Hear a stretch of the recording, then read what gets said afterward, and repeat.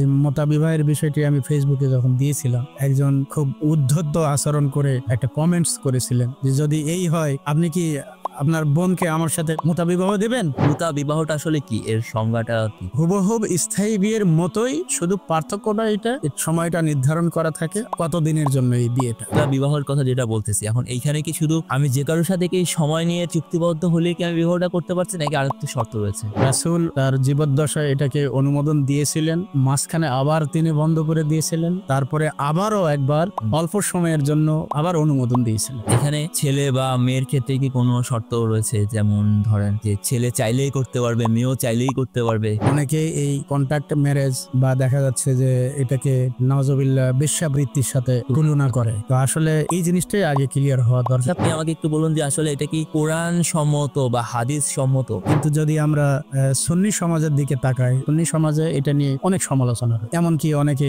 বিভিন্ন কিছুর সাথে তুলনা করে, যেটা আমি একটু আগে বললাম, বেশ্যাবৃত্তির সাথে তুলনা করে। আসলে তুলনা করাটা কতটুকু উচিত হচ্ছে সেটা একটা বিবেচনার বিষয়, যেটা কোরআন কর্তৃক স্বীকৃত। কখন কে নিষেধ করলেন, কেন নিষেধ করলেন, কোন পরিস্থিতিতে নিষেধ করা হলো। এখন দ্বিতীয় খলিফা একটা পরিস্থিতির কারণে তিনি এই বিষয়টাকে নিষেধ করলেন। আমি যদিও আহলে সুন্নাত ওয়াল জামাতের মাদ্রাসাতেও পড়াশোনা করেছি, 2005 সালে আমি কামিল পাশ করছি, আমার সাবজেক্টই ছিল হাদিস। অনেকের মধ্যে কিন্তু এই জিনিসটা কিন্তু খুব ঘুরে বেড়ায় যে ইরান আসলে গেলেই মনে হয় এটা খুবই একটা সহজ, একটা খুবই, মানে এখানে গেলে মানে এটাই হয়, মানে এটাই চলে। বিশেষ করে বাংলাদেশ সমাজে আহলে সুন্নাত ওয়াল জামাতে এই বিষয়টা নিয়ে খুবই তাদের আগ্রহ বেশি।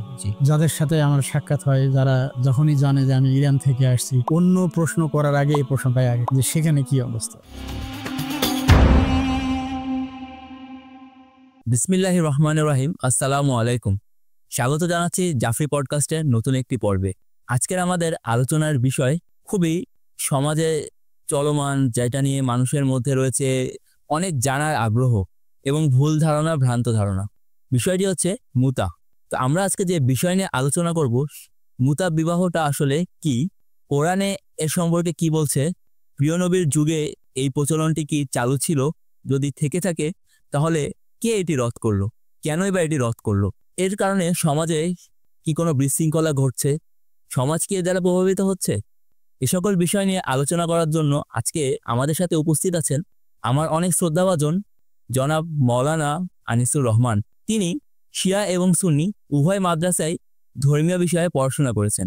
শুধু তাই নয়, তিনি ইরানেও বেশ কিছু বছর ছিলেন এবং সেখান থেকেও উচ্চশিক্ষা অর্জন করে বাংলাদেশে এসেছেন। তো কথা বলবো তার সাথে। আসসালামু আলাইকুম। ওয়ালাইকুম আসসালাম ওয়া রাহমাতুল্লাহ। কেমন আছেন আপনি? আলহামদুলিল্লাহ। আজকে আমরা কিন্তু আপনার সাথে কথা বলবো এমন একটি বিষয় নিয়ে, যে বিষয়টি কিন্তু আসলে সমাজে মানুষের মধ্যে জানার প্রচুর আগ্রহ, কিন্তু সঠিক তথ্য আসলে নেই, প্রোপাগান্ডায় ভরে গেছে এরকম একটা অবস্থা। তো আপনি যেহেতু ধর্মীয় বিষয়ে আলহামদুলিল্লাহ অনেক গবেষণা করেছেন, আপনি নিজে একজন গবেষক, তার পাশাপাশি আপনি শিয়া এবং সুন্নি উভয় মাদ্রাসায় পড়াশোনা করেছে। তো আপনি আমাদের ধর্মীয় দৃষ্টিকোণ থেকে, সামাজিক দৃষ্টিকোণ থেকে আজকের যে বিষয়টি নিয়ে আমরা আলোচনা করব, আপনি আমাদেরকে এবং আমাদের দর্শকদেরকে অবশ্যই জানাবেন। প্রথমে আমি আমাদের দর্শক শ্রোতাদেরকে সালাম এবং শুভেচ্ছা জানাই, আমার পক্ষ থেকে আন্তরিক সালাম। আসসালামু আলাইকুম ওয়া রাহমাতুল্লাহি ওয়া বারাকাতুহু। আপনি আজকে যে বিষয়টি আলোচনায় এনেছেন, বিষয়টি অত্যন্ত স্পর্শকাতর একটি বিষয়। এই বিষয়ে অনেক কথা রয়েছে, পক্ষে বিপক্ষে, জায়েজ বা হারাম, বিভিন্ন ধরনের কথা রয়েছে। তাই আমি দর্শক শ্রোতাদের উদ্দেশ্যে প্রথমে একটি বিষয়ে স্পষ্ট বা সুন্দরভাবে উপস্থাপন করতে চাই যে এই বিষয়ে নানান লোকের নানা কথা, নানা মত রয়েছে। হয়তো আমরা আজকে যে আলোচনা করব সেই মতটি আপনাদের পক্ষেও যেতে পারে, বিপক্ষেও যেতে পারে। যদি পক্ষে যায় তাহলে তো আলহামদুলিল্লাহ, আর যদি বিপক্ষেও যেয়ে থাকে, আপনাদের বিষয়টাকে মেনে নিতে কষ্টও হয়ে থাকে, আশা করি আপনারা ভদ্রচিতভাবে কমেন্টস করবেন, প্রশ্ন করবেন, আমরা ভদ্রচিতভাবে সেটা। যদি কিছু জানার থাকে, কোথাও যদি অস্পষ্টতা তাও থেকে যায়, সে বিষয়টা আমাদের কাছে বলবেন, আমরা অবশ্যই আপনাদেরকে। যেহেতু ধর্মীয় বিষয়, মতামত থাকতেই পারে, মতবিরোধ থাকতেই পারে, তাই বলে অশালীন কিছু, অশোভন কিছু কমেন্টস করাটা মনে হয় আমাদের মুসলমানদের জন্য উচিত হয়। এই বিষয়ে আহ্বান জানিয়ে আমি আমার কথাটা শুরু করে যাচ্ছি। আবারও মানে বলতেছি মুতা বিবাহটা আসলে কি, এর সংজ্ঞাটা কি? মোতা বিবাহ একটা যদি এক কথায় আমরা বলি সেটাকে বলা হবে অস্থায়ী বিবাহ। অস্থায়ী কোন দৃষ্টিকোণ থেকে? সময়ের ব্যাপার। স্থায়ী বিয়ে এবং অস্থায়ী বিয়ে। স্থায়ী বিয়ে বলতে সমাজে প্রচলিত যে বিয়ে রয়েছে যেটার কোনো সময় নির্ধারণ থাকে না, বিশেষ করে একবার বিয়ের কলেমা পড়ে নিল, কিয়ামত পর্যন্ত একই সাথে তালাক না হওয়া পর্যন্ত একই সাথে। এই বিয়ে অব্যাহত থাকলো। আর অস্থায়ী বিয়ের মধ্যে হুবহুব স্থায়ী বিয়ের মতোই, শুধু পার্থক্যটা এটা টাইমটা নির্ধারণ থাকে, সময় নির্ধারণ করা যায়। সময়টা নির্ধারণ করা থাকে কতদিনের জন্য এই বিয়েটা। আচ্ছা, এই মোতা বিবাহ এটা একটা চুক্তি ভিত্তিক চুক্তিভিত্তিক দেনমোহর, চুক্তি দেনমোহর এটা মূল বিয়েতে বা স্থায়ী বিয়েতেও আছে দেনমোহর, ওইটাও পার্থক্য না। পার্থক্যটা শুধু সময়টা। সময় একটা ফিক্সড আর একটা আনলিমিটেড। আচ্ছা, এই স্থায়ী বিয়ে এবং অস্থায়ী বিয়ে দুইটি বিয়ের কথা বললেন, তো এই অস্থায়ী বিয়ে যা মুতা বিবাহের কথা যেটা বলতেছি এখন, এইখানে কি শুধু আমি যে কারোর সাথে কি সময় নিয়ে চুক্তিবদ্ধ হলে কি আমি বিবাহটা করতে পারছি, নাকি আর একটু শর্ত রয়েছে? মূল শর্তগুলো স্থায়ী বিয়ের মতোই। স্থায়ী বিয়ে যাদের সাথে করা যাবে, অস্থায়ী বিয়েটাও ঠিক তাদের সাথেই করা যাবে। আচ্ছা, স্থায়ী বিয়ে যাদের সাথে করা নিষিদ্ধ রয়েছে, হারাম রয়েছে, অস্থায়ী বিয়েটাও ঠিক ওরকমই। আচ্ছা, যাদের সাথে নিষিদ্ধ রয়েছে তাদের সাথে অস্থায়ী বিয়ে করা যাবে। আচ্ছা, এখানে ছেলে বা মেয়ের ক্ষেত্রে কি কোনো শর্ত রয়েছে? যেমন ধরেন যে ছেলে চাইলেই করতে পারবে, মেয়েও চাইলেই করতে পারবে। এখানে একটা বিষয় রয়েছে, সেটা হচ্ছে কুমারী বা কুমার ছেলেদের ক্ষেত্রে, ছেলে বা মেয়েদের ক্ষেত্রে। কুমার ছেলে বা কুমারী মেয়ে তাদের ক্ষেত্রে অবশ্যই অভিভাবকের অনুমতির প্রয়োজন রয়েছে। আচ্ছা, তাদের কাছ থেকে অনুমতি নিতে হবে। আচ্ছা, আর যারা বিধবা অথবা তালাক প্রাপ্তা, সেক্ষেত্রে শিয়া মাযহাবের মতে, শিয়া জাফরি মাযহাবের মতে সেখানে অনুমতির প্রয়োজন নেই।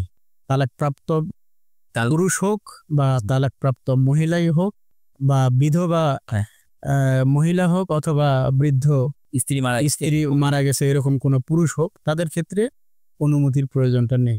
কিন্তু যারা কুমারী বা কুমার, তাদের ক্ষেত্রে অভিভাবকের অনুমতির প্রয়োজন। অভিভাবক বলতে আমরা কাকে বুঝতে? প্রথমত পিতা জীবিত থাকলে পিতা, পিতা জীবিত না থাকলে ওয়ারিশ হিসেবে যেটা মানে তার ভরণ পোষণ দায়িত্ব রয়েছে, পিতার অবর্তমানে বড় ভাই হতে পারে, এটা কি চাচা ও দাদা তারা হতে পারে। এটা যদি পিতাও না থাকে, বড় ভাইও না থাকে, সেক্ষেত্রে চাচা, মানে চাচা না থাকলে দাদা। অনেক সময় হয় না যে বড় ভাই আছে কিন্তু মনে করেন বড় ভাই তো খুব একটা বেশি বয়স, তার কাছ থেকে অনুমতি নিয়ে এটা সম্পূর্ণ করতে হবে। বড় ভাই যখন বলা হচ্ছে তার থেকে বড়, তার থেকে অবশ্যই বড়, তাহলে তার থেকে অবশ্যই ভালো বুঝছে। আচ্ছা আচ্ছা, সেক্ষেত্রে এটাকে ওই বড় ভাই পর্যন্তই থাকতে হবে। আচ্ছা আচ্ছা, আমরা এটা নিয়ে বিস্তারিত আলোচনা যাবো, কিন্তু তার আগে আপনি আমাকে একটু বলুন যে আসলে এটা কি কোরআন সম্মত বা হাদিস সম্মত?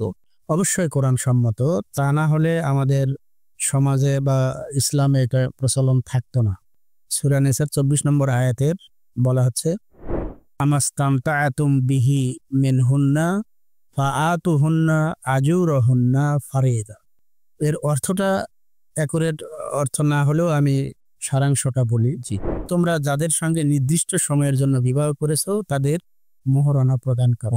এই যে নির্দিষ্ট সময়ের কথা বলা হচ্ছে, আমি ইতিপূর্বেও শুরুতেই বললাম, পার্থক্যটা শুধু সময়, আয়াতেও ওই সময়টাকে উল্লেখ করা হচ্ছে। এই হিসেবে কোরআনের দৃষ্টিকোণ থেকে একটা দলিল বা প্রমাণ পেলাম যেটা কোরআনে জায়েজ করা হয়েছে। তবে এক্ষেত্রে আহলে সুন্নাত ওয়াল জামাতে ভিন্ন মত রয়েছে। প্রথমে আমি শিয়া মাযহাবের মতটা বলি। সেখানে বলা হচ্ছে, এই আয়াত দ্বারা বোঝানো হচ্ছে যে মোতা বিবাহ আল্লাহ কর্তৃক স্বীকৃত। আচ্ছা, আর এটা কখনো রহিত হয়নি বা এই আইনটা বলবৎ এখনো রয়েছে। কিন্তু আহলে সুন্নাত ওয়াল জামাত সেক্ষেত্রে ভিন্ন মত পোষণ করছে। একদিক থেকে একমত যে হ্যাঁ এটা কোরআন কর্তৃক স্বীকৃত। আচ্ছা, এক্ষেত্রে কিন্তু শিয়া সুন্নি সবাই উভয় একমত। আবার ভিন্ন মতটা কোথায়? এখনো অব্যাহত থাকা বা ওই আইনটা বলবৎ থাকা, এক্ষেত্রে ভিন্ন মত রয়েছে। আচ্ছা আচ্ছা, ভিন্ন মতগুলো অনেকগুলো আলোচনা রয়েছে, আমি যতটুকু সম্ভব আমি সেটা তুলে ধরার চেষ্টা করছি। প্রথমত একটা মত হচ্ছে রাসূল তার জীবদ্দশায় এটাকে অনুমোদন দিয়েছিলেন, মাঝখানে আবার তিনি বন্ধ করে দিয়েছিলেন, তারপরে আবারও একবার অল্প সময়ের জন্য আবার অনুমোদন দিয়েছিলেন, তারপরে একেবারে নিষেধ করে গেছেন। এইভাবে একটা ভিন্ন মত। এটা মানে কাদের মতবাদ? জাফরি আহলে সুন্নাত ওয়াল জামাতের মতে। আর শিয়া জাফরি মতের রাসূলের যুগে জায়েজ ছিল এবং সেখান থেকে নিয়ে আজ অবধি এটা জায়েজ রয়েছে। তবে এই বিষয়টাকে অনেকে একটু ভিন্নভাবে নেয়, সেটা একটু আমার মনে হয় আগে আলোচনা করা দরকার। সেটা হচ্ছে অনেকে এই কন্ট্যাক্ট ম্যারেজ বা দেখা যাচ্ছে যে এটাকে নাউজুবিল্লাহ বেশ্যাবৃত্তির সাথে তুলনা করে। তো আসলে এই জিনিসটাই আগে ক্লিয়ার হওয়া দরকার, তারপরে আমরা মূল আলোচনায় আসি। যদিও আমরা কোরআন থেকে পেলাম যে এটা আল্লাহ কর্তৃক স্বীকৃত।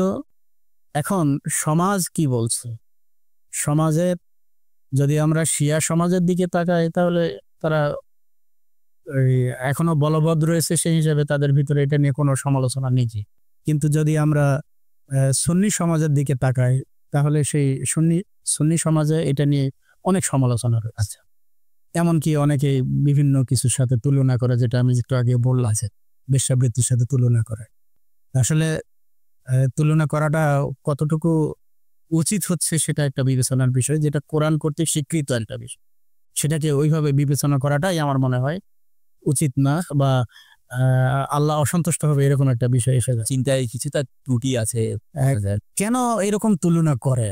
এই তুলনা করার পিছনে আমি যেটা কারণ মনে করি, তারা এই মতাবিবাহ সম্পর্কে সঠিক ধারণা নেই। তাদের ধারণা মতাবিবাহ স্থায়ী বিবাহের মতোই, শরিয়ত সবকিছুই ঠিক ওরকমই। আমি দেনমোহর দিব, আমি সম্মতির সাথে করব, জোর করব, এবং অর্থ উপার্জনের উদ্দেশ্য নয়। বেশ্যাবৃত্তি যেটা হয় সেটা অর্থের বিনিময়ে, একটা হচ্ছে অর্থ উপার্জনই হলো তার আসল উদ্দেশ্য। আর এই বিবাহ কিন্তু অর্থ উপার্জন, দেনমোহর এটা আসল উদ্দেশ্য না। যদি এই দেনমোহরটাই টাকাটাই বা দেনমোহরটাই আসল উদ্দেশ্য হতো তাহলে মূল বিয়ে, স্থায়ী বিয়ে, সেখানে তো দেনমোহর আছে, ওখানেও আমরা এই প্রশ্নটা করতে পারি। কিন্তু যারা প্রশ্ন করেন তারা এইভাবে বিশ্লেষণ করেন না। দ্বিতীয় বিষয় হচ্ছে প্রয়োজন, যেটা বিষয় ইসলামকে বলা হচ্ছে কমপ্লিট কোড অফ লাইফ, আমাদের পরিপূর্ণ জীবন ব্যবস্থা, প্রত্যেকের অধিকার এখানে সংরক্ষিত আছে। তো কিছু কিছু ক্ষেত্রে আমাদের আলোচনা এসে যায় যে যে মেয়েটি বা যে মেয়েটির স্বামী নেই, পরিত্যক্তা অথবা তালাকপ্রাপ্তা অথবা বিধবা, অথবা যে ছেলেটির স্ত্রী মারা গেছে অথবা তালাক হয়ে গেছে অথচ সে স্ত্রী পাচ্ছে না, আবার নতুন বিয়ে করার জন্য উপযুক্ত পাত্রী পাচ্ছে না, যে মেয়েটি উপযুক্ত পাত্র পাচ্ছে না, এই সমস্ত ক্ষেত্রে তাদেরও তো একটা অধিকার আসছে। এই অধিকারের একটা প্রশ্ন থাকে। আর বেশ্যাবৃত্তি বা পতিতাবৃত্তি যেটা আমরা বলবো, সেখানে অধিকারের কোনো বিষয় নেই। এটা পতিতার অধিকার না যে আমাকে ভরণ পোষণ দিতে এই কাজ করতেই হবে, বা কোনো পুরুষ কোনো পতিতার কাছে যাবে, এটা তার অধিকার না। তখন এটা আমাদের অবশ্যই জানতে হবে বা সেটাকে অনুধাবন করতে হবে তার ভিতরে সর্বাধিক কল্যাণ নিহিত রয়েছে, যার কারণে এটাকে জায়েজ করা হয়েছে। যদি কল্যাণের দিকটা কম থাকতো তাহলে জায়েজ হতো না। যেমন আমাদের বিভিন্ন বিষয়গুলো রয়েছে যে হারাম আছে, মাকরু আছে। মাকরু কোনটাকে বলা হচ্ছে? যেটাতে কল্যাণকর বিষয়টা একেবারে নেই বললেই চলে, ক্ষতিকারক দিকটা একটু হলেও আছে, সেটাকে মাকরু করা হয়েছে। আর যেটাতে একেবারেই ক্ষতি বেশি, কল্যাণ বলে কিছু নাই, সেটাকে হারাম করা হয়েছে। তা এটা তো কল্যাণকর দিক আছে বলেই আল্লাহ এটাকে স্বীকৃতি দিয়েছে। এইটা কিন্তু আপনার আরেকটা বিষয় চলে আসে এখানে। এটা কিন্তু এমনও না যে আমি চাইলাম আজকে একটা মুতাবিয়া করলাম, মেয়েদের ক্ষেত্রে বলতে যে আজকে একটা মুতাবিয়া করলো, কন্ট্যাক্ট শেষ হয়ে গেল, আগামী 3 দিন পরে চতুর্থ দিন সে আরেকটা বিয়ে করতে হচ্ছে, তাই এটাও কিন্তু তার সম্ভব তো না। এখানে আমি এক কথায় উত্তরটা প্রথম দিকে দিয়েছিলাম যে সমস্ত শর্ত সারায়ের স্থায়ী বিয়ের মতো।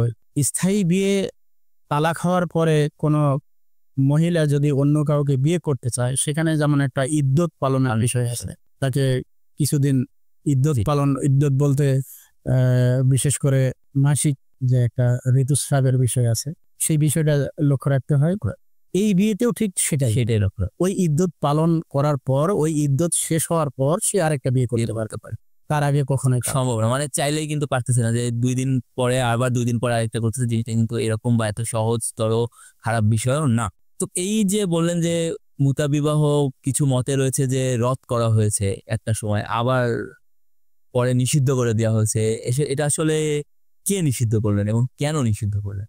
এটা যেটা আমরা ইতিহাস থেকে পাই। প্রথমত আরেকটা বিষয় আমি বলতে ভুলে গেছি, আহলে সুন্নাত ওয়াল জামাত অনেকেই মনে করে এই আয়াতটা রহিত হয়ে গেছে। জি, আসলে আয়াত রহিত হওয়ার বিষয়টি, নাসেখ এবং মানসুখের যে বিষয়, এই বিষয়টি এমন জিনিস যে পূর্ববর্তী আয়াতকে পরবর্তী আয়াত দ্বারা রহিত করা হয়।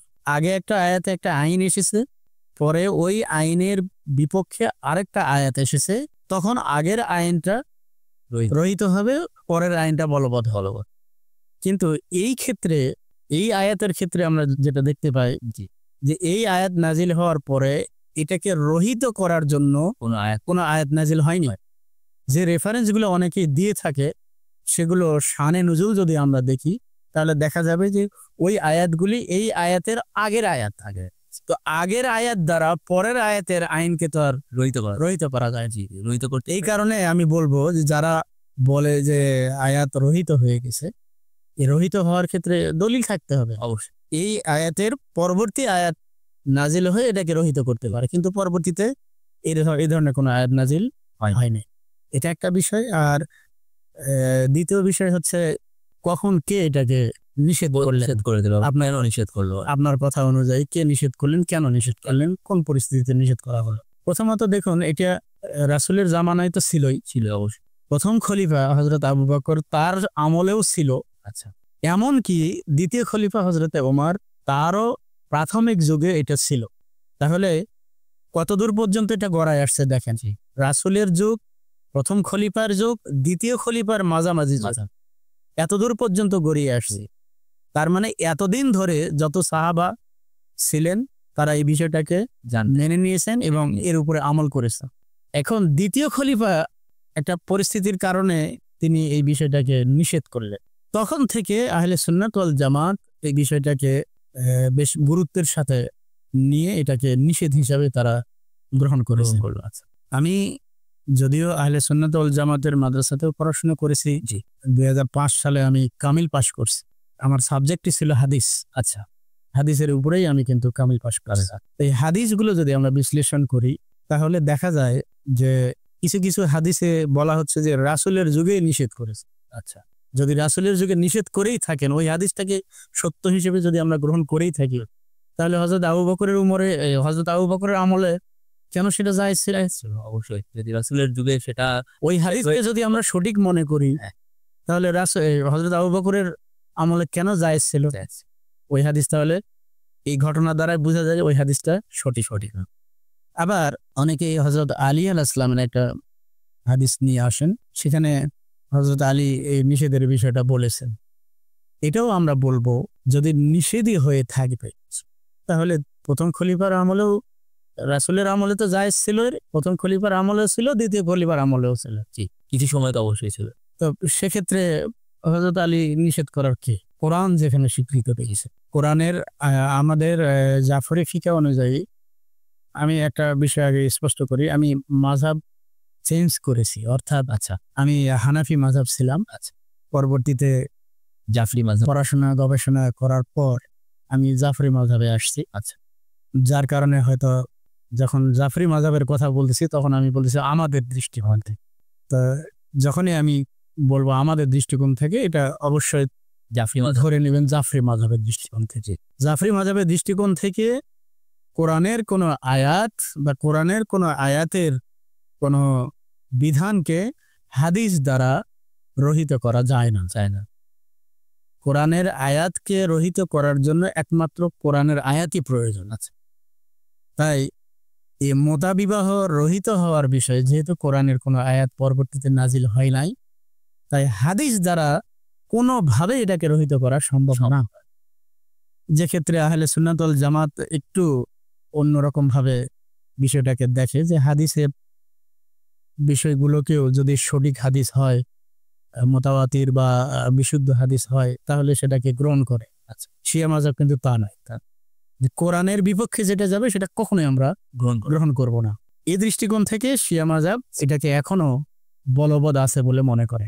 এটাই ছিল আর কি, মানে সে সময় বিষয়টা নিষিদ্ধ করে ফেলেন আর কি। হ্যাঁ, হযরত উমর এই বিষয়টাকে নিষিদ্ধ করে। শিয়া এবং সুন্নি মানে একদম যদি মূল পয়েন্টে বলি যে কোথায় মূল পার্থক্যটা কোথায়, মানে এইটা না মানার পিছনে? এই না মানার পিছনে মূল পার্থক্য, যেহেতু আহলে সুন্নাত ওয়াল জামাত রাসূলের ইন্তেকালের পরে খলিফাদেরকে একেবারে তার প্রকৃত উত্তরসূরি হিসেবে মানেন এবং রাসূলের নির্দেশ মানার মতোই খলিফাদের নির্দেশকে তারা গুরুত্ব এবং প্রাধান্য দিয়ে থাকেন। সে কারণেই হযরত উমর যে নিষেধ করে গেছেন তার কথাটাকে তারা ওই রাসূলের নিষেধ হিসেবেই মনে করেন, যে তার নিষেধ করা মানে রাসূলের নিষেধ করা, এরকম ভাবে ধরে নেওয়া হয়। কিন্তু শিয়া জাফরি মাযহাব তারা যেহেতু ইমামতে বিশ্বাসী, খেলাফতে বিশ্বাসী নয়, ইমামতের ধারায় ইমামতে বিশ্বাসী হওয়ার কারণে ওই দ্বিতীয় খলিফার সেই নিষেধাজ্ঞার বিষয়টাকে শিয়া মাযহাব সেটাকে গ্রহণ করে না। আমি এর ফাঁকে একটা কথা বলে নেই, নিষিদ্ধের যে বিষয়টা বলতে ভুলে গেছিলাম। দ্বিতীয় খলিফা হযরত উমর তিনি জোরালোভাবে ঘোষণা দিয়েছিলেন যে রাসূলের যুগে কয়েকটি বিষয় জায়েজ ছিল, অনুমোদন ছিল, আমি উমর ইবনে খাত্তাব কয়েকটি বিষয়কে নিষিদ্ধ ঘোষণা করলাম। তার মধ্যে একটা হচ্ছে এই মোতাবিবাহ। এটাকে উনি এইভাবে বলেছেন যে যদিও রাসূলের যুগে সেটা জায়েজ ছিল, আমি সেটাকে নিষিদ্ধ ঘোষণা করলাম। আহলে বাইত আলাইহিস সালামের জীবনে বা তাদের শিক্ষায় এই বিবাহর বিষয়ে তারা কি কোনো উপদেশ দিয়েছেন বা কোনো করণীয় কোনো কিছু বলছেন? ইমাম আলী আলাইহিস সালাম তার থেকে একটা বর্ণনা রয়েছে, তিনি বলেছেন যে যদি উমর এই মোতাবিবাহকে নিষিদ্ধ না করতেন তাহলে আজকে সমাজে জেনা ব্যভিচার হতো না। এই হাদিসটার বিশ্লেষণের প্রয়োজন রয়েছে। জেনা ব্যভিচার হতো না, তাহলে জেনা ব্যভিচার যে হচ্ছে এর কারণটাই হলো মোতাবিবাহটা নিষিদ্ধ করা। নিষিদ্ধ না করলে জেনা ব্যভিচারটা হতো। কেন? কারণই হচ্ছে মানুষের যে জৈবিক চাহিদা, এই চাহিদার কারণেই নারী পুরুষ একে অপরের কাছে যায়। এটা আল্লাহ প্রদত্ত একটা চাহিদা। তো আগে যেটা আমি বলছিলাম যে ইসলাম কমপ্লিট কোড অফ লাইফ, সম্পূর্ণ পরিপূর্ণ জীবন ব্যবস্থা, প্রত্যেকের অধিকার সংরক্ষণ করা রয়েছে। এই যে আল্লাহ জৈবিক চাহিদা দিয়েছে, তাহলে নিশ্চয়ই চাহিদা পূরণের ব্যবস্থা থাকবে। আল্লাহ এমন না যে চাহিদা দিয়েছে সেই চাহিদা মেটানোর ব্যবস্থা থাকবে না, এমন জুলুম করেন না। এক ধরনের নীতি বিরোধী। আচ্ছা, পেটে ক্ষুধা দিয়েছে অথচ খাবারের ব্যবস্থাটা, তা তো হয় না। সে কারণে একজন তালাকপ্রাপ্ত মহিলা বা একজন পুরুষ যার স্ত্রী নেই, এরকম একটা পুরুষ মহিলা, তাদের তো একটা জৈবিক চাহিদা রয়েছে। আমার পরিচিত, আমার আশেপাশে আমি যতদূর জানি, কমপক্ষে যদি নাম ধরেও বলতে চাই আমি 10-12 জনের নাম বলতে পারবো। আচ্ছা, যাদের যে মহিলাগুলোর স্বামী মারা গেছে অথবা তালাক হয়ে গেছে, দীর্ঘদিন যাবৎ, কেউ কেউ তো কয়েক বছর যাবৎ বসে আছে, উপযুক্ত স্বামী পাচ্ছে না, বিয়ে হচ্ছে। তারপরে আপনার তাহলে পোষণের একটা যে বিষয়টা, তাদের ভরণ পোষণটা কিভাবে হবে, আবার তাদের যে দৈহিক চাহিদা সেটা কিভাবে মিটবে? তারা কি নাউজুবিল্লাহ জেনার পথ বেছে নেবে? এটাও আমি বলতে চাই যে আমারই ওই যে মহিলাগুলোর মধ্যে একজনের আমি এইভাবেও বলতে চাই যে তিনি অবৈধ পথ বেছে নিয়েছে অলরেডি। কি একটা অবস্থা! তাহলে কত বড় ভয়াবহ অবস্থায় চলে গেছে। তো এই জিনিসগুলো যদি এই মোতাবিবাহটাকে নিষিদ্ধ করা না হতো তাহলে ওইটার প্রয়োজন হতো না। কেউ না কেউ ওই মহিলার দায়িত্ব নিত, ভরণ পোষণের এবং তার দৈহিক চাহিদা মেটানোর একটা দায়িত্ব নিত।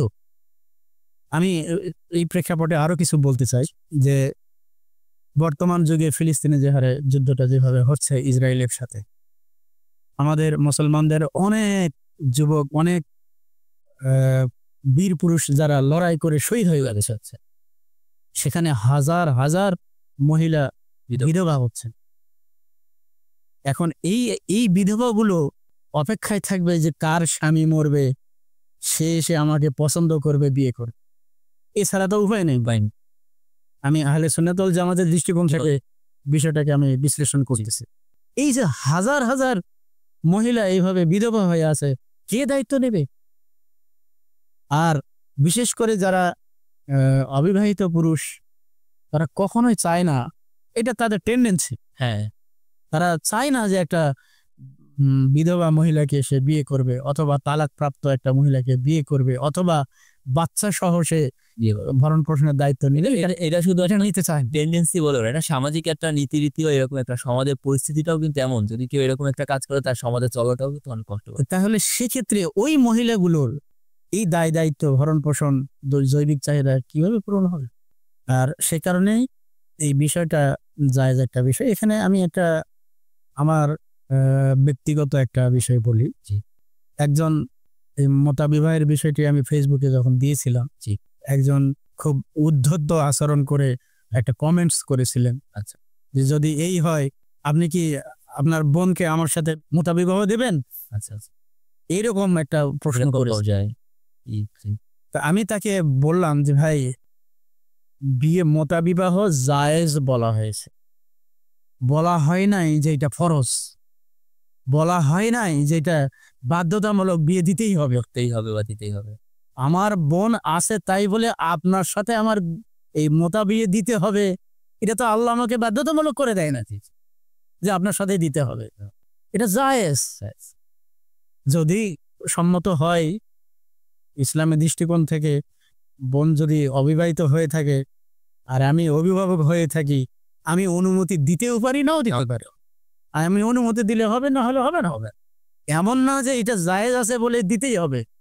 জায়েজ মানে বাধ্যতামূলক নয়, দিতেও পারি, নাও দিতে পারি। একটা মহিলা সে জায়েজ আছে বলে যে তাকে এই কাজ করতে হবে এমনও না। সে যদি নিজেকে কন্ট্রোল করতে পারে, কেউ যদি করে থাকে সমস্যা নেই, শরীয়ত এটাকে বাধা দিচ্ছে না। হ্যাঁ, তো বিষয়টা এই পর্যায়ে পড়ে। আর আরেকটা থাকে, সেটা হচ্ছে শর্ত সারায়াতগুলো একটু বলা দরকার। স্থায়ী বিয়েতে যেমন কোনো সন্তান হলে সেই সন্তানের দায়িত্ব পিতাকে নিতে হয়, এবং সেই সন্তান ওই পিতার ওয়ারিশ হয়, সম্পদের অধিকার পায়। তো ঠিক মতাবিবাহের ক্ষেত্রেও কোনো সন্তান লাভ করলে সেই সন্তানের দায়ভার ওই পিতাকে নিতে হবে, যে পিতা মতাবিবাহের মাধ্যমে সন্তান জন্মদান করেছে। এটা একটা বিষয়।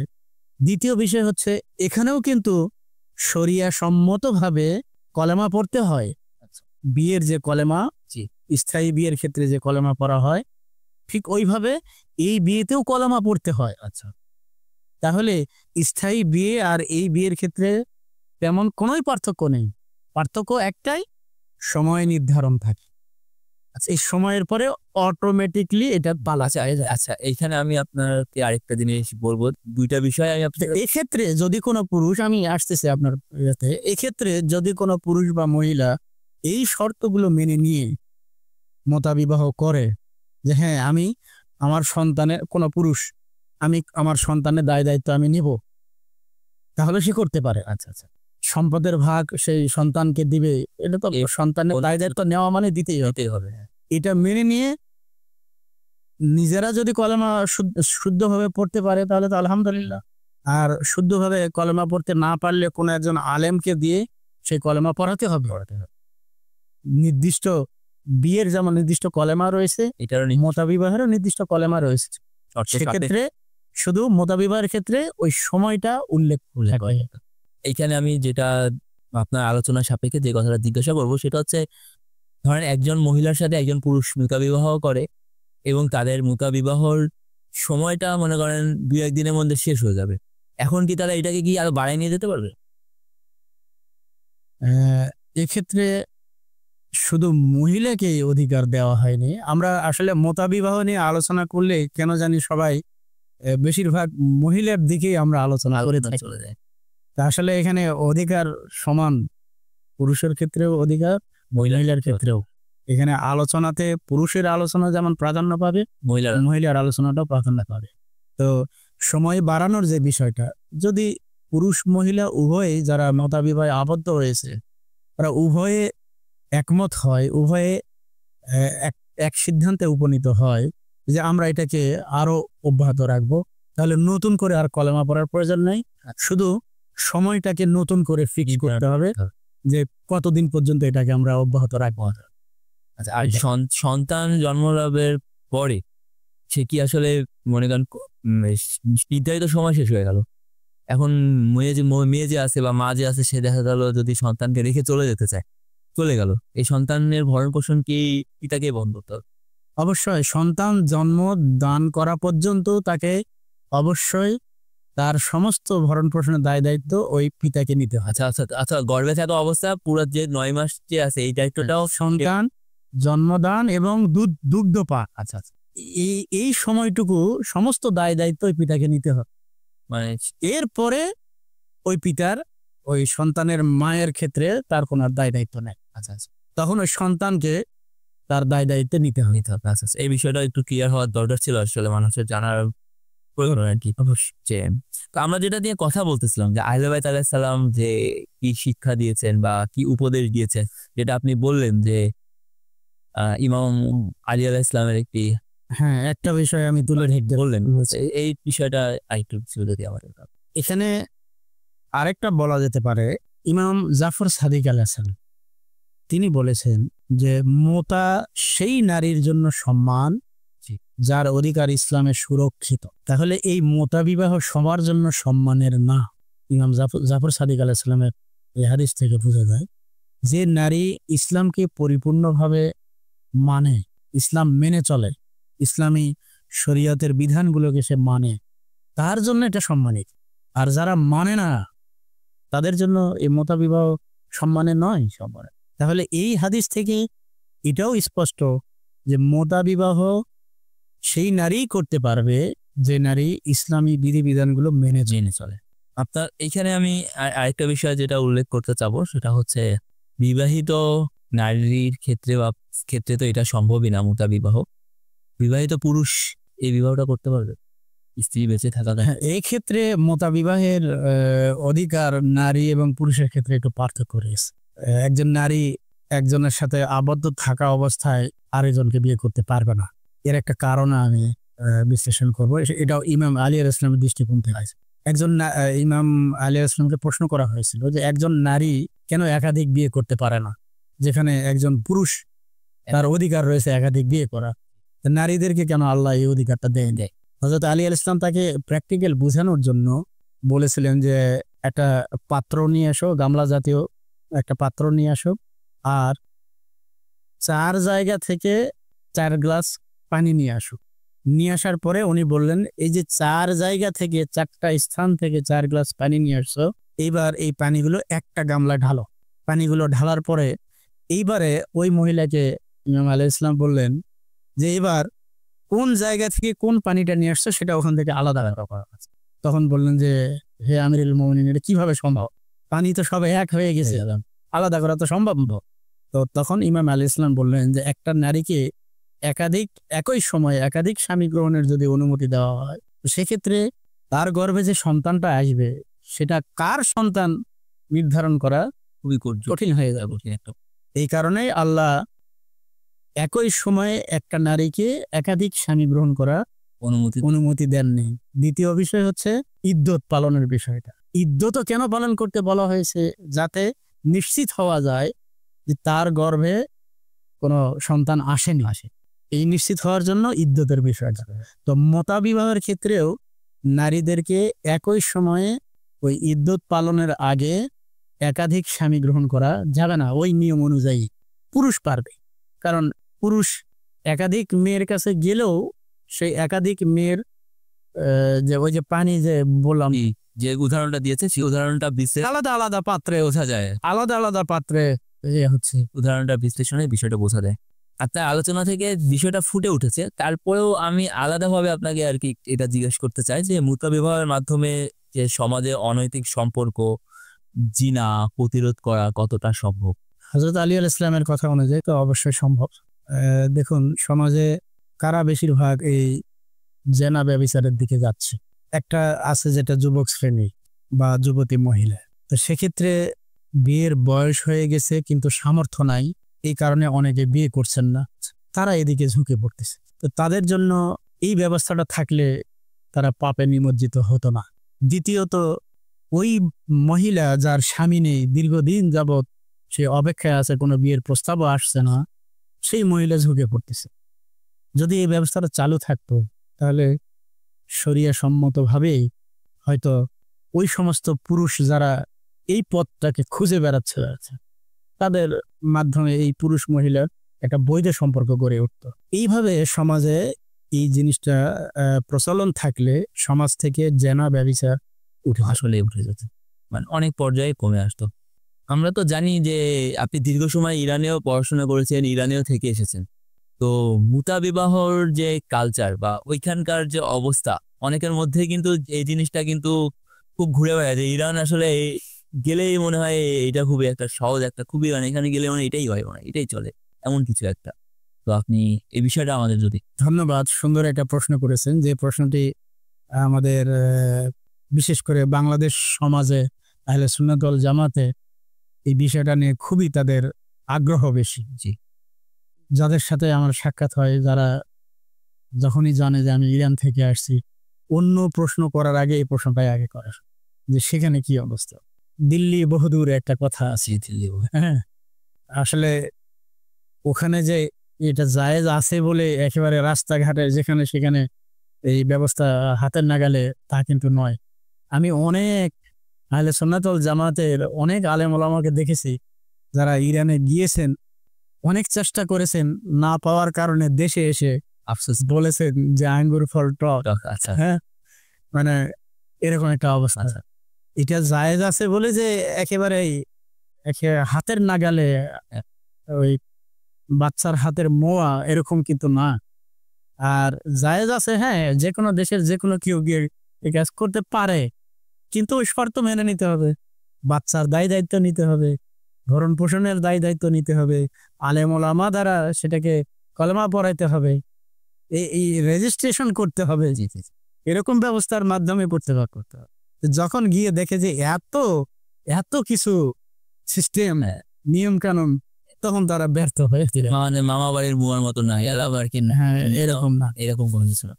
আসলে তাই যে অনেকের এটা একটা ভুল ধারণা যে সেখানে গেলেই হয়তো এরকম কিছু। হ্যাঁ, অনেকেরই চিন্তা ভাবনা এই জিনিসটা রয়েছে, আসলে সবাই জিনিসটা ভাবে আর কি। তো অসংখ্য ধন্যবাদ আপনাকে।